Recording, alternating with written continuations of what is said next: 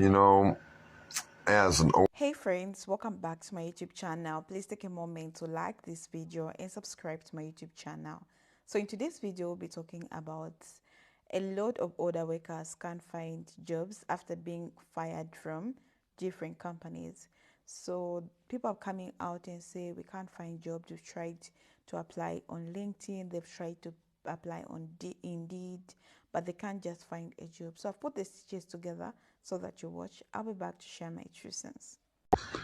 you know, as an old trying to get myself a job, but with no success because once you turn 50, employers don't want to hire you.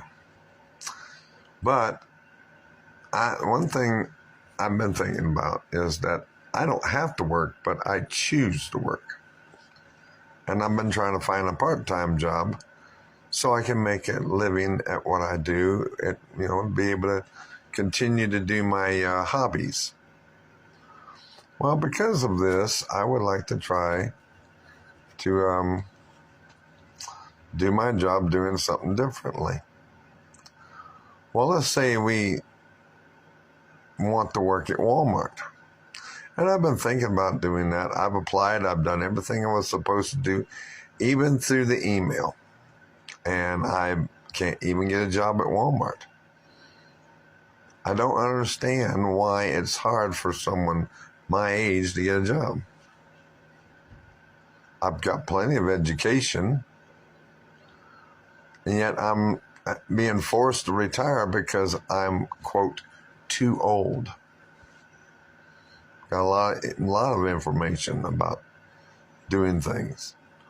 I have fixed appliances, I've done mechanics, I've done all kinds of repair work and jobs over the years. Got a lot of knowledge. I was often thinking that I could use this knowledge to help someone else out to make an income, but I just don't understand why employers won't give me that chance. I realize I'm old. I'll be 58 years of age December the 12th. I was born in 1965. And I have a lot of knowledge and a lot of information. I think I can benefit many companies. For example, Walmart, if they hired me, they would have someone with the knowledge to be able to help the younger generation be able to fix their own equipment.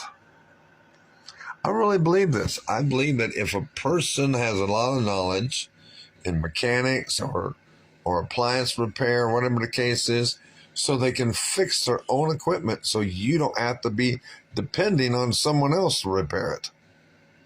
It's part of the reason why I used to do appliance repair and show people on TikTok on how to fix things, how to make things work, how to test things out. I want to give someone the ability to learn from my knowledge. But I've been trying to get a job at Walmart, and I can't seem to get one there either. I don't know what it is. I just think maybe I'm just too old. I don't know. But I just wanted to tell you how I felt. And I figured if I told you how I felt, maybe someone would listen to me and give me that chance to get the job. And like I said, I don't have to work a job, but I choose to work. And I'm just letting you know. And y'all have a good day. Okay, so I'm starting to look for new employment in the new year, and I've worked in the social services sector and nonprofit for 20 years now, 23 years. I'm in my 40s, and I don't know what it is about the labor market right now, but there's a lot of jobs, but there's not a lot of jobs that pay to live. There's no, it's not affordable. You gotta work a lot for no money. And we all know that with the cost of inflation, it's kind of insane. Also, jobs who want a ton of education and experience, but then don't want to pay you for that. So I'm just wondering how people are doing it, because it's frustrating. Also, I'm in my 40s. I should be like in my forever career. And I feel like I don't know what I want to do. Do I need a job change? Like, do I need a career field change? I mean, I'm open to it. But also, we all know that at minimum these days you need to make at least $30 an hour just to live. So making, $18 an hour to $20 just isn't gonna cut it. Anyways, that's my weekly frustration. Just get a job, they scream. And even though I have multiple back problems, including spondylolisthesis, grade 2, degenerative disc disease, spinal stenosis, and mild scoliosis, and I haven't worked a retail job since 2009, I have been applying for retail jobs because I can't get any writing work, and neither can anybody else right now. Things are crazy. And even though it's been a while, I know how to do retail work. I worked at Macy's, I worked at Dillard's, I've worked a bunch of places, and I thought, they are always hiring in October because they need people urgently through the end of the year and into January with all the returns and everything. Surely someone will hire me. Apply. I finally got a bite from Home Goods, which is a TJ Maxx owned company. They're a cool company. They sell cool stuff. They sell to people like me who love like home decor and blankets and being cozy and stuff like that. So fine. So the guy calls me, asks me a little bit about my background, wants to set up an interview for me to come in. Cool. And I tell him when I'm available, and then I explain. I am only available to work every other week. I have custody of my child on alternating weeks, but I'm completely available on the alternating weeks. And he's like, oh, I think we can work with that. So he sets me up for an interview. Then he called to change the time. Then he called a second time to change the time, which I get it. Retail's crazy. I've worked it before. I know. I was flexible, and my interview was today at 2:00. So I got all dressed, put on a real bra, put on nice clothes, put on makeup, did my hair, researched the company, came up with some specific ideas and things that I would talk about during the interview, as well as refresh my memory about things that I did at past retail jobs. So I was prepared. I arrived there early, 10 minutes before my interview was supposed to start, and I came in. And as the gentleman suggested who set up the interview, I approached the first salesperson I saw, and I said, I'm here for an interview. Where should I go? And she said, oh, good, because we really need you. Because they're super busy and overworked like everybody in retail right now, right? So she goes and gets the manager on duty who says, who are you again? And I tell her my name. She's like, okay, well, you could just go to the back by the restroom sign and I'll be back there in a second. Doesn't introduce herself, nothing. So then she comes back, walks me back to the interview room, still doesn't introduce herself, asks me to confirm my name so she can check it off on the calendar, and then tells a coworker that she's going to be in an interview for a little bit. She wants to go over my background a little bit and why I'm looking for work. So I explain, I'm a writer. These are the kinds of things I write. Right now, work is really slow. I'm looking to supplement my income. And I have a lot of retail experience, and I thought this would be a good place to work and bring in some money. She asked me to describe my experience, so I went through everything. I mean, I sold a lot of different stuff at Macy's. I worked on the entire second floor, so I've sold everything. And I also worked at Dillard's, and I worked at another store called Ups and Downs, and I worked at a boutique, and I described all that stuff. And then she's like, well, when are you available? And I said, well, that's the thing. Like I told the guy who set up the interview, I can only work every other week. Oh, she said. And I'm just like, here we go. And she's looking at the computer and she's like, I don't see how that's going to work for us. And I'm like, okay, well, I did tell the guy on the phone that that was my availability because I didn't want to waste your time or mine if that's not going to work. And she's like, yeah, I don't even know how I would put that into the computer. I mean, then I would have to fill up the other time slots on the weeks you can't work with other people. Isn't that what retail scheduling is? You fill up the empty time slots with people who are available. Obviously, according to the lady that I talked to when I came in, they need some people to help. Wouldn't you rather have help some of the time instead of no help at all because you're waiting for the perfect unicorn candidate who doesn't have anything else to do except be available to work whenever you want, open to close any day of the year? I mean, wouldn't you rather relieve the burden a little bit and then look for some other people that could also relieve that burden a little bit and give a bunch of people some days off and rotate people so they're not overworked and burned out? This is happening everywhere. A friend of mine has been looking for a job like this for months. He interviewed with a local grocery and was this close to getting the job until he told them that he couldn't work on Sundays because he has church gigs and sometimes some other stuff that he has to do on Sundays. And the manager was literally like, well, if you don't work on Sundays, that's not fair to the other employees because then we'll have to schedule someone else to work on Sundays. That's literally how it works. All these companies that have the help wanted, we're dying, we can't find anybody. This is why. They want perfect people who are available 24 hours a day to be a slave to the company. Otherwise, no job for you.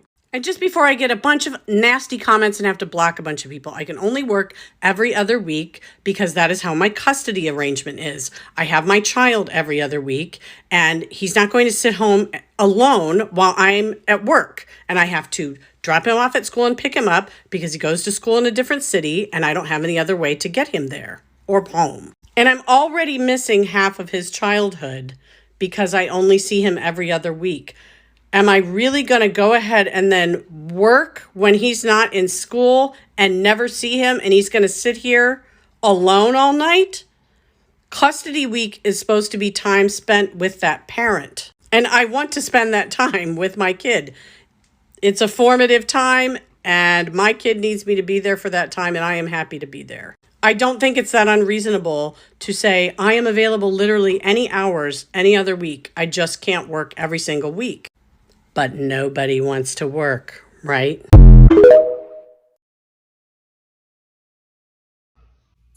Part 2 of Come With Me as I try to find a new career at 47 years old after finding myself unexpectedly unemployed. I did work out this morning because I'm trying to keep to my normal rhythms and routines so I don't fall into a total depression. And on a total sidebar note, no one tells you at 47 years old or in your mid to late 40s that your body will totally go through a massive change and it will totally suck, where you will work out 4 times a week, which I do, and you can eat healthy, which I do for the most part, and still gain weight. I weigh more now than I was when I was pregnant. Perimenopause sucks. And I wrote an article about it. Maybe I'll read that article later on. I think I'm a pretty good writer. It was published, not anymore, but that's okay. Anywho, so I came home after working out. I read my Bible because that's what I do. Even though I'm angry and pissed off at God, I still believe. And I'm in 2 Chronicles, and there was this verse that stood out, and it says, as long as he sought the Lord, God gave him success. And I was talking about Uzziah, who's a 16-year-old king. And I still believe that. I still believe that as long as I seek the Lord, he will somehow get me through this. I don't know how, but I believe he will. So now I'm going to go work on my LinkedIn profile because apparently that needs to be updated. See you next time. It's mind-blowing that someone hasn't hired me yet. I can't even, there's no words. I mean, look at me. Look at me. I mean, look at the mustache, the face, like, communication. Like, look at this olive skin. Are you serious? Oh my goodness. It makes no sense. Like, listen, it makes no sense whatsoever. I don't even have words. That's the video, guys. I'm just here also to share my true sense, like what I think about today's video. Other workers can't find jobs. So the truth is, when you reach your 40s, your 50s, your 60s, it's very hard for you to find a job. So a lot of people, when they get fired, it's when they get fired and apply to different jobs, they can't get hired because they're overqualified. companies are not looking for these workers because they feel like they're outdated, they're not updated with if they're working in tech, they feel like they're not really updated with how the tech industry is working at this point. But don't forget, these are the people who has helped the tech industry with renovations and everything, and these are the workers who has trained the younger employees in these companies. So these companies, they don't want to, when they let go these workers, other companies, they don't feel like they're suitable for these positions, because some of these companies, they don't even want to pay more. They want a worker who does double job but they get less money. But for other workers, they know their value, so they're not going to accept the little tokens or the little wages which they're giving. So they'll just want someone who's desperate and they just need a job. At this point, people are not choosing which job they're applying to because it has gone bad. People are going out of their industries, out of their skills, their qualifications. Now they can just work any job at this point because the job market is very hard. So people have been going on LinkedIn, apply thousands of applications. Even the other workers are going there and apply, and they're not even getting responses. And if they get a response, they have an interview, the company says, we are going to get back to you. All they're going to get is a rejection. And we've seen this happening, and I feel like there's a lot of ageism in a workplace. Once you clock in your 40s, then you are expired to these companies. They don't want you, for you guys, like, to work for them anymore. So, like, I feel like it's not fair for other workers. Like, these are the people who have a lot of responsibilities. They have families, they have kids. Some, they have they're taking care of their elder parents, and if they don't have these jobs, how are they going to survive? Because at this point, I'll always get back to the economy the way it is. The economy is not really good. Everything, it has gone up, the prices, starting from all the basic needs. Okay, the roof on our head is very expensive, like the rent. People are still paying mortgages, and others, they have loans which they're supposed to pay for. Some still are paying for student loans for themselves or for their kids because they got some loans. And when I take you back to these student loans, like, we were told that when you get these student loans, people were not explained so well. They didn't really know what they're getting themselves to, because until now, a lot of people are still paying for years a lot of money. Okay, and these are the loans which they got when they were in the 18, the 20 years there, and you're still paying for something which you got when you were in 18 and 20 years, and now you're in your 40, 50, still paying for the loan. Like, that's how hard it is. Like, the system is not working good. Like, the system is not for the middle class, I tell you. At this point, people, they are failing just to survive at this point. Like, they're thinking, oh my God, what did we get ourselves into? So in 2025, like, we've seen a lot of people losing jobs, and already no one is hiring. And these companies, that are laying off a lot of numbers, like thousands of people are being laid off, and everyone is looking for a job. So, like, the job market at this point is really tough. For someone just to land a job, or someone to land an interview, it takes time. I've seen people who come out and say, after 2 years, I don't have a job. And you guys, how do you expect people to survive if they don't have jobs? How do you expect to put food on the table? So I've seen people quitting on TikTok saying, I'm going to just let my apartment go. I'll be staying in the car because I don't even have money. I've seen people going on the shelters just to live, because life is not lifing at this point. Life is so hard. Life is so expensive, and people can't just find a basic job for them to help them to pay the rentals, okay? Or maybe to help them to put food on their table. So it's so crazy, and I feel for these people, like, I don't know. And I think ageism needs to stop in workplaces, Everyone has a right to work. Like, even if someone is old, but if they have the qualifications for the job which you are advertised for, you're supposed just to give them. Okay, they deserve that job. Their life depends on that job. So if someone doesn't have a job, how do you expect these people to survive? Like, it's so hard. And don't forget that these people, they have children. Okay, I'll keep telling you that they have children at home. They have a family which they are looking up. They are looking after, and you guys are just laying off and not hiring someone because they're overqualified. That's totally unfair. Okay, so if you're an older worker and you're going through this, I'm sending you hugs. It's gonna be okay. Relax, and if you have another skills which you can do, kindly consider those skills. Maybe try working online. There are remote jobs at this point. If you're good at doing all those things, try to venture in that end. So thank you so much for watching. I'll see you in my next episodes. Bye.